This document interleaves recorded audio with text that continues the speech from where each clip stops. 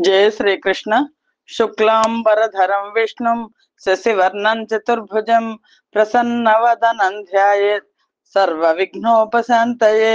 కృష్ణాయ వాసుదేవాయ దేవకీ నందనాయ చ నందగోపకుమారాయ గోవిందాయ నమో నమః. మహాకవి శ్రీ బొమ్మెర పోతనామాత్య ప్రణీత శ్రీ మహాభాగవతం చదువుతున్నాం. నవమ స్కంధంలో ఉన్నాం. పరీక్షన్ మహారాజుకు సుఖ మహర్షి మొత్తం మనువులందరి చరిత్రలు తెలియచేస్తున్నారు. నైమిసారణ్యంలో సౌనకాది మహర్షులకు సూత మహాముని పరీక్షన్ మహారాజుకు సుఖ మహర్షి తెలుపుతున్న భాగవత గాథలన్నింటినీ కూడా తెలియచేస్తున్నారు.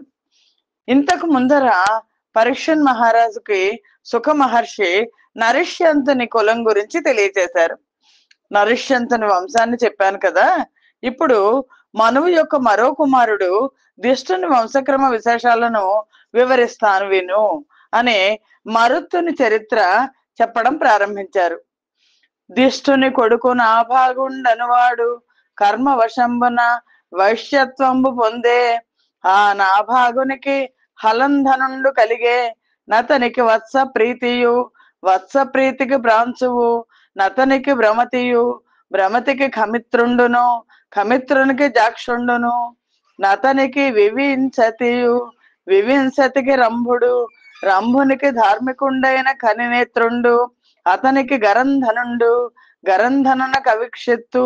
నా యవిక్షిత్తునకు మరుత్తుండు జనించి మరుత్తుండు చక్రవర్తి అయ్యే. అతని చరిత్రంబు వినము. పరీక్షన్ మహారాజుకు సుఖ మహర్షి తెలియచేస్తున్నారు. దిష్టుడు అనే అతనికి కుమారుడు నాభాగుడు. అతనికి కర్మవశాన వైశ్యత్వం సంప్రాప్తించింది. ఆ నాభాగుడికి హలంధనుడు అనేవాడు కుమారుడిగా జన్మించాడు.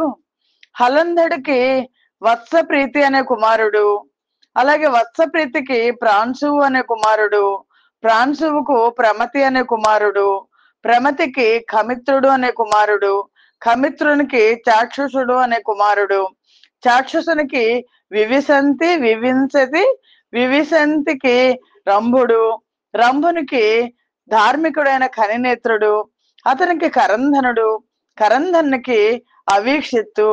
ఈ అవీక్షిత్తుకు మరుతుడు జన్మించాడు. ఆ మరుతుడు చక్రవర్తి అయ్యాడు. అతని చరిత్రను నేను చెప్తాను వినాల్సింది అన్నాడు. అంటే మొత్తం అంతా కూడా ఆ మరుత్తునికి ముందర దిష్టుని దగ్గర నుంచి మరుత్తుడి దాకా వచ్చిన వంశ క్రమాన్నంతా కూడా వివరించాడు పరీక్షన్ మహారాజుకు సుఖ మహర్షి. ఇంకా ఇలా చెప్తున్నారు. అంగిరస్సుతుడు మహాయోగి సంవర్తుడతని యాగమనకు యాజకుండు. దిరిగియుండెడి వారు మరుదాక్ష గణములొప్పారు. విశ్వేదేవులతటి సభ్యులధిక దక్షిణల బ్రాహ్మణ కోటి తనిపెను. సోమపానంబున సురవరుండు మధునొబ్బి బంగారు మయము గావించను. యాగ వస్తువులెల్లనధిక నియతి నా మరుత్తుడు చేసిన ఎట్టి భంగి.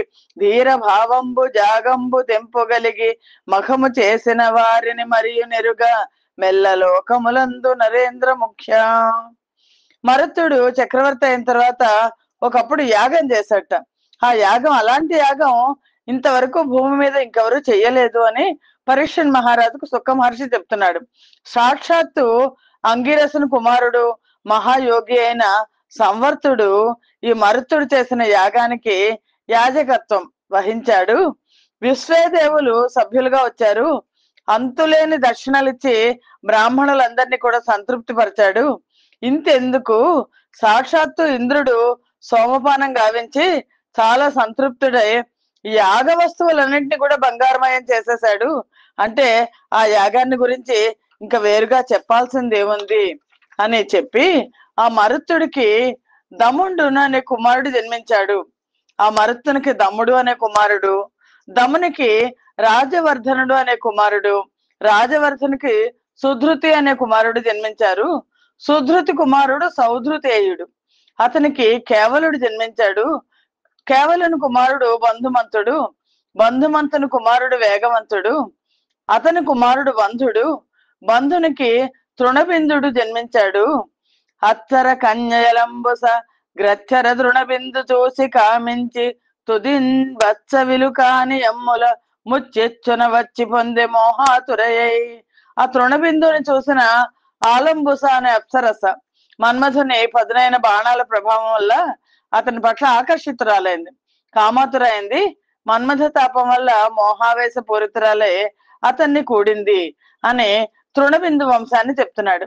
తృణబిందుడు ఆలంబుస అనే అప్సరసను వివాహం చేసుకున్నాడు. ఆ దంపతులకు ఇలబిల అనే కుమార్తె జన్మించింది. ఆమెను విశ్రావసుడు చేపట్టాడు. వారికి ఐలబిలుడు అనే పేరు గల కుబేరుడు జన్మించాడు. ఇది ఇలా ఉండగా తృణబిందునకు విశాలుడు, శూన్యబంధుడు, ధూమ్రకేతుడు అనే ముగ్గురు కుమారులు జన్మించారు. ఈ ముగ్గురులో విశాలుడు అనేవాడు వంశకర్త అయి వైశాలి నగరాన్ని నిర్మించాడు. అతనికి హేమచంద్రుడు అనే కుమారుడు జన్మించాడు. హేమచంద్రునికి ధూమ్రాక్షుడు అనే కుమారుడు జన్మించాడు. ఆ ధూమ్రాక్షునికి సహదేవుడు అనే కుమారుడు జన్మించాడు. ఈ సహదేవుడు గొప్ప బలశాలి. అతనికి కృశాశ్వుడు అనే కుమారుడు జన్మించాడు. ఆ కృశాశ్వునికి సోమదత్తుడు అనే కుమారుడు జన్మించాడు. ఆ అమర విభుడు మెత్తన స్వయమేధము చేసి భూరి పుణ్యగతిని బోయనెలమి సోమదత్తు కొడుకు సుమతికి జనమేజ యుండనంగ గొమరుడుప్పతిల్లే. సోమదత్తుడు కృశాశ్వనికి సోమదత్తుడు జన్మించాడు. ఓ రాజా, ఆ సోమదత్తుడు ఇంద్రుడు మెచ్చే విధంగా అశ్వమేధ యాగం చేశాడు, స్వర్గానికి వెళ్ళాడు. సోమదత్తుడికి సుమతి అనే కుమారుడు, అలాగే సుమతికి జనమేజయుడు అనే కుమారుడు జన్మించారు. వీళ్ళందరూ కూడా విశాల వంశస్థులు, అందుకని వైశాలురు అని పిలువబడ్డారు. తృణబిందుని వంశం అంటాం మనం. ఈ తృణబిందుతో సాటి అయిన కీర్తిని పొంది అందరూ కూడా రాజ్యాన్ని పరిపాలించారు అనే తృణబిందు చరిత్ర చెప్పాడు. ఆ తర్వాత పరీక్షణ్ మహారాజుకు సుఖమహర్షి శర్యాతి చరిత్ర చెప్తున్నారు. శర్యాతి అని రాజు జనించే బ్రహ్మవరుండైన మనువుకు రూఢితోడ నతడంగిరుని సత్ర మందు రెండవ నాటి విహిత కర్మము నెల్ల వెలయ చెప్పే నతని కూతురు సుకన్యకయను వట్ను దాక్షి తన తండ్రితో తపోవనికి నరిగి చవనాశ్రమమునందు చేరి సఖులును దానును ఫల పుష్పములు కోయ బార తిరిగి యొక్క పుట్టలోన నొప్పారు జ్యోతుల రెంటి గాంచి వాడి ముంట పొడిచే గన్యముగుత మరచి ఖజ్యోత యుగమంచు దైవ వశము కథన తమకి ఎగుచు అని ఇప్పుడు శర్యాతి చరిత్ర చెప్తున్నారు. ఈ శర్యాతి చరిత్రతో పాటు మనకి చవన మహర్షి చరిత్ర కూడా వస్తుంది. మనువు యొక్క మరో పుత్రుడు శర్యాతి. ఆ శర్యాతి అంగీరసులు అనే ఋషులు కావించిన సత్రయాగం. సత్రయాగం అంటే 12 రోజుల నుంచి 12 ఏళ్ల దాకా కూడా సాగుతుందట. అలాంటి సత్రయాగంలో 2వ నాడు గావించాల్సిన కార్యాలను చాలా బాగా చేసిన ఘనుడతను. శర్యాతికి కుమార్తె సుకన్యక అనే అమ్మాయి ఉంది.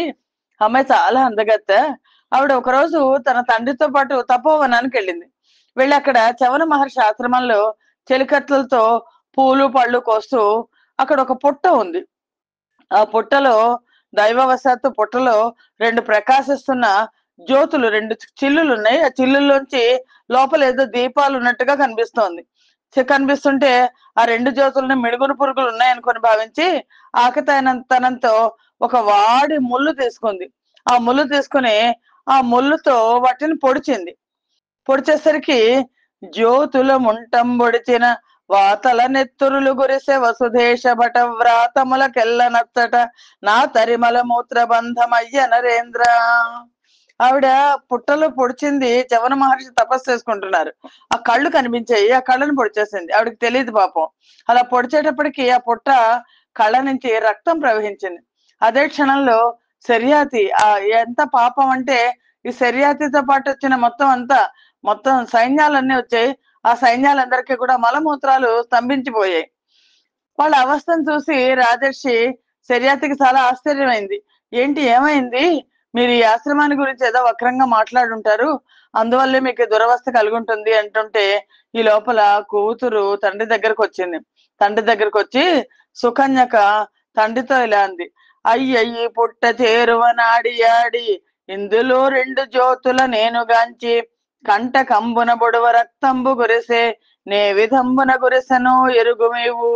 నాన్న, తండ్రి నేను ఈ పుట్ట సమీపంలో చాలాసేపు ఆడుకున్నాం మేము. అందులో 2 జ్యోతులు కనిపించాయి. నేను వాటిని చాపల్యం కొద్దీ ముళ్ళుతో పొడిచాను. కానీ దాంట్లోంచి రక్తం వస్తోంది. కొంచెం అలా ఎందుకు జరిగిందో తెలుసుకోండి అనంది. అంటే ఆ మాట వినడంతో శర్యాతి చాలా భయపడిపోయారాయన. ఎందుకంటే ఆయన యాగంలో ఉన్నారు, మధ్యలో ఉన్నారు. పుట్ట సమీపానికెళ్లారు. పుట్ట సమీపానికెళ్ళేసరికి ఆయనకు అర్థమైపోయింది. లోపల అది చవన మహర్షి ఆశ్రమం.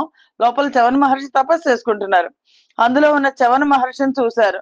తపస్సు చేసుకుంటున్న చవన మహర్షిని చూసి శర్యాతి ఎలాగో ఆయన్ని స్తుతించి ప్రసన్నుణ్ణి కావించుకున్నాడు. మహర్షి మనస్సు తెలుసుకొని, ఎందుకంటే కళ్ళు 2 పొడిచేసింది వాళ్ళ అమ్మాయి. దాంతో మహర్షి మనస్సు ఎరిగిన వాడే ఆయనకు తన కుమార్తె సుకన్యకను ఇచ్చి సమర్పించి పెళ్లి చేసేసి బతుకు జీవుడు అనుకుంటూ మునీశ్వరుడి వద్ద సెలవు తీసుకుని రాజధానికి వెళ్ళిపోయాడు. ఎందుకంటే సుకన్యకి చేసిన పొరపాటు అది. చవన మహర్షి కళ్ళు పొడిచేసింది ఆవిడ. పరమ కోపుడైన భార్గవు పతి చేరి మిగుల పనుల ఎడల మెచ్చదిరిగి ఎతని పర్ణశాల నా సుకన్యకయను మగువ కొన్ని ఏండ్లు మనువుమనియే. అప్పుడు ఆ సుకన్యక ఈ భార్గవ వంశస్థుడు పరమ కోపిష్టి అయిన ఆ చవన మహర్షి ఆశ్రమంలోని పనులన్నీ, ఇంకా భార్య అయింది కదా అక్కడ, ఆయనకి పనులన్నీ మెలకువగా చేస్తూ ఆయనకి ఎప్పుడు ఏ అవసరం అయితే ఆ అవసరాన్ని చక్కబెడుతూ భర్త మెప్పును పొందుతూ చాలా కాలం కాపురం చేసింది. అంతనొక్కనాడ డయ్యాశ్రమంబునకు వేల్పు వెజ్జులైన యాస్వినులిద్దరు వచ్చిన వారలంబూజించి తన ముదిమి సూపి చెవనుండిట్లనియే. మీకు మొన్న యాగభాగంబుల లేని సోమపానంబు నేడు కల్పించి ఇచ్చేదా. సోమపాన సమయంబున బాణపాత్రంబు మీకు నందిచ్చేదా. నా ముదిమి మానుపుండని ఇట్లనియే. కొంతకాలం అలా జరుగుతుంటే పాపం ఆవిడ చాలా కాలం భర్తని అలా సేవిస్తూ ఉంది. అలా జరుగుతున్నప్పుడు ఒకరోజు దేవ వైద్యులైన అశ్విని దేవతలు ఇద్దరు కూడా చవన మహర్షి ఆశ్రమానికి వచ్చారు. వాళ్ళకి తగు సపర్యలు చేశారు చవన మహర్షి. చేసి చవన మహర్షి వాళ్ళ వద్ద చేరి తన వార్ధక్యాన్ని చూపించారు. నేను ఇలా పెద్దవాడిని అయిపోయాను, అందులో కళ్ళు కూడా లేవు. మీకు యజ్ఞ యాగాదికాల్లో ఇప్పటిదాకా మీకు సోమపాన అర్హత లేదు. ఇప్పుడు నేను కల్పిస్తాను మీకు. సోమపాన సమయంలో పానపాత్రను నేనే మీకు అందిస్తాను. దానికి ప్రతిగా మీరు నా వార్ధక్యాన్ని పోగొట్టాల్సింది అని కోరుకున్నాడు. అప్పుడు నవకంబగు ప్రాయంబున జవర అండ్రగరంతుమేని చక్కదనంబున్ శివతరముగ కృపసేయుడు దివిజాధిప వైద్యులారది వింతుమిమున్. కోడి వయస్సుతో మంచి యవ్వనం కావాలి నాకు, అలాగే ఆడవాళ్ళను సంతోషింపజేయగల అందం కావాలి, శోభస్కరంగా ఉండేట్లు నన్ను కనికరించండి, మిమ్మల్ని నేను ఆశీర్వదిస్తాను అని చెప్పాడు చవన మహర్షి. అప్పుడు అశ్విని దేవతలు చాలా సంతోషించారు. సంతోషించి ఆ మహర్షిని తీసుకుని అశ్విని దేవతలు వెళ్ళి, అలాగైతే ఇదిగో ఈ సిద్ధులతో కల్పించబడిన ఈ మడుగులో స్నానం ఆచరించాల్సింది అని చెప్పారు. అని వాళ్ళిద్దరూ కూడా వెళ్ళిపోయారు స్నానానికి. ముసలి తాపస బట్టి ముగినెత్తు కొనిపోయి ముగురున మడుగున మునిగి లేచి వనితా జనమునెల్ల వలపించు వారలై సుందర మూర్తులై శుభగులగుచు కమల మాలికలతో కనక కుండలములతో మంచి చీరల తోడ దుల్యులై సూర్య తేజస్కులయ్యున్న వారల మువ్వుర బొడగాంచి ముగుద బాల ఇందు పెనిమిటి వీడని ఎరుగలేక గరితగావున నిజనాథు గాన కోరి శుభగమతులారనానాథు గాన చూపుడనుచు నశ్వని దేవతలకు నయ్యబల మ్రొక్కే. నాకు యవ్వనాన్ని ఇవ్వండి, నాకు మంచి బలాన్ని ఇవ్వండి అని అడిగితే చవన మహర్షి, మీకు దానికి బదులుగా నేను మీకు సోమపానాన్ని ఇస్తాను యజ్ఞాల్లో అని చెప్తే, వాళ్ళ ముగ్గురు తీసుకెళ్లిపోయి, సరే ఇక్కడ ఒక సిద్ధులు తయారు చేసిన సిద్ధుల యొక్క సరస్సు ఉంది, ఆ సరస్సులో మునుగుదామని అలా చెప్పి వాళ్ళు ఆయన ఎత్తుకుని వెళ్ళిపోయారు. ఎత్తుకుని వెళ్ళి ముగ్గురు ఆ మడుగులో మునిగి లేచారు. అలా ఎప్పుడైతే లేచేసరికి వాళ్ళు ముగ్గురు స్త్రీలను మోహింప చేయగల ఒకే ఆకారంలో ఉన్న సుందర మూర్తులుగా మారారు.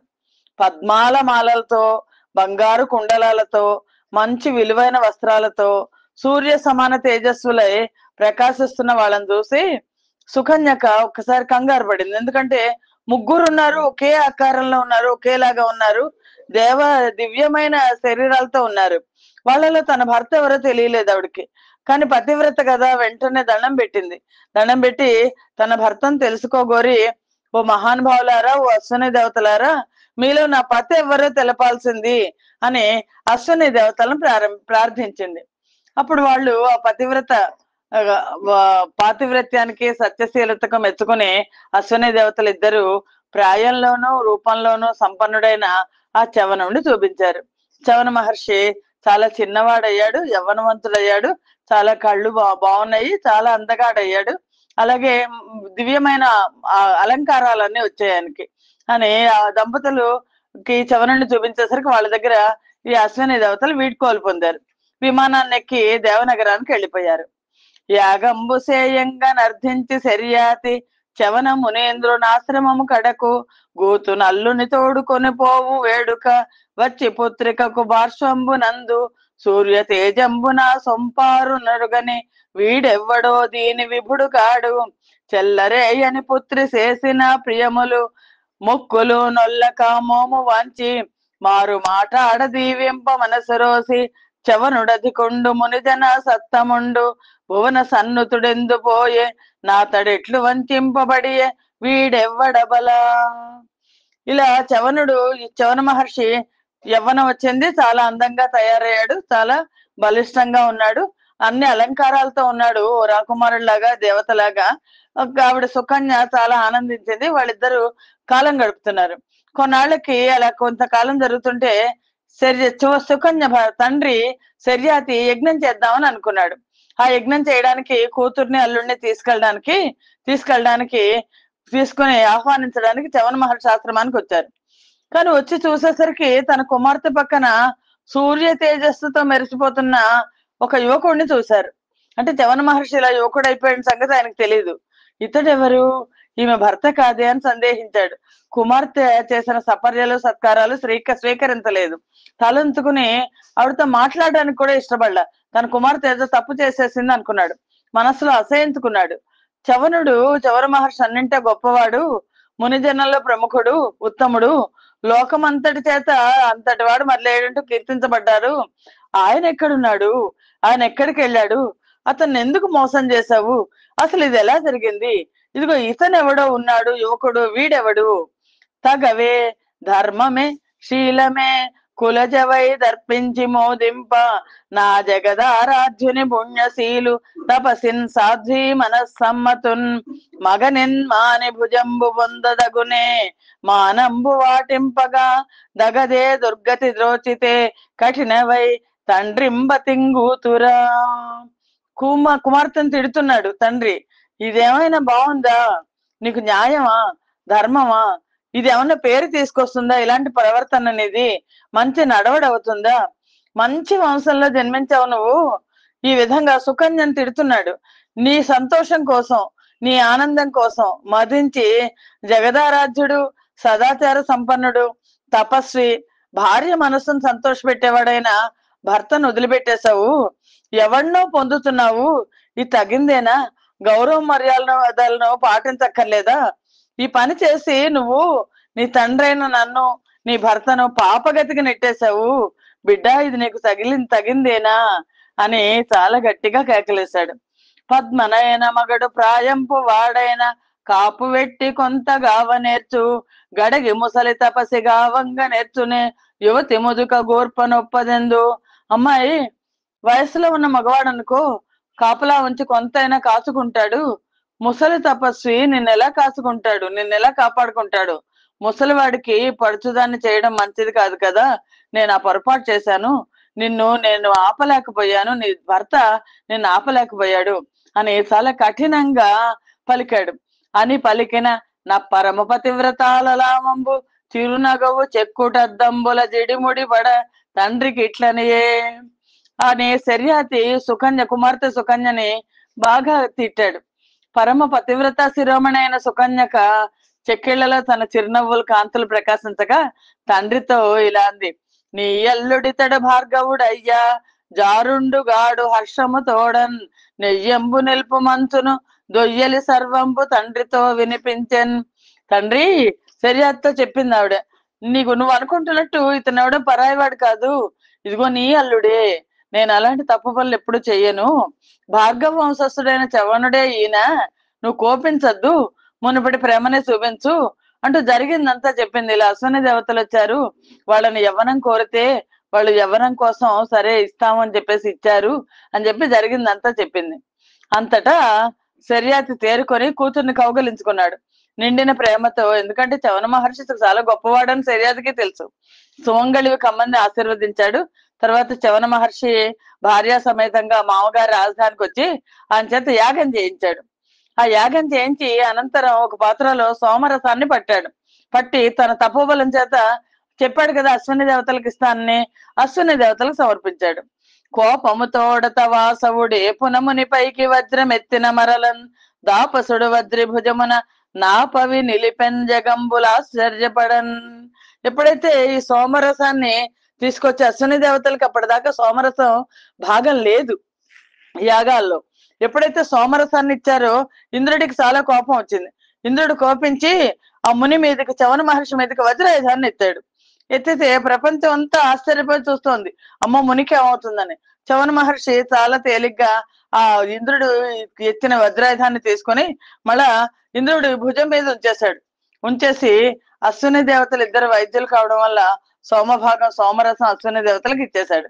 ఇస్తే అలా అశ్విని దేవతలు ఇద్దరు వైద్యులు కావడం వల్ల సోమభాగం అప్పటిదాకా లేని వాళ్ళైనా కూడా చవన మహర్షి వల్ల సోమభాగాన్ని పొందడానికి అర్హత పొందారు అని శర్యాతి కథ గురించి చవన మహర్షి కథ గురించి భాగవత గాథల్లో పరీక్షణ్ మహారాజుకి సుఖ మహర్షి వివరించి శర్యాతికి ఉత్తాన బర్హి, అనర్థుడు, భూరిక్షేణుడు అనే ఇంకో ముగ్గురు కొడుకులు పుట్టారు అని చెప్పి ఆ తర్వాత రాయవతుని చరిత్ర చెప్పడం ప్రారంభించారు. ఈ సంచిక ఇక్కడితో ఆప్ చేద్దాం. స్వస్తి ప్రజాభ్య పరిపాలయంతాం న్యాయేన మార్గేణ మహిమహీష గోబ్రాహ్మణేభ్య శుభమస్తు నిత్యం లోకా సమస్తా సుఖినో భవంతు. సర్వం శ్రీకృష్ణార్పణమస్తు. యదక్షర పదభ్రష్టం మాత్రహీనం భవేత్ తత్సర్వం క్షమ్యతాం దేవ. నారాయణ నమోస్తుతే. శ్రీమన్నారాయణ నమోస్తుతే. జయ శ్రీకృష్ణ.